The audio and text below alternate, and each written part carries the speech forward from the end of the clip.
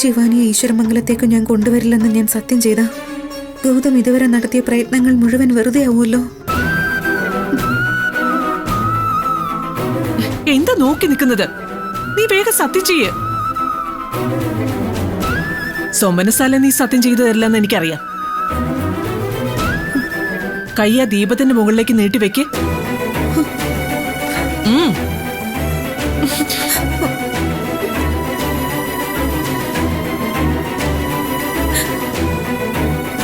ശിവാനി ഒരു കാരണവശാലും ഒന്നിനു വേണ്ടിയും ഈശ്വരമംഗലത്തേക്ക് ഇനി തിരികെ കൊണ്ടുവരില്ലെന്നും അവളെ പ്രണവിന്റെ ജീവിതത്തിലേക്ക് കൊണ്ടുവരാൻ ശ്രമിക്കില്ല എന്നും സത്യം ചെയ്യും.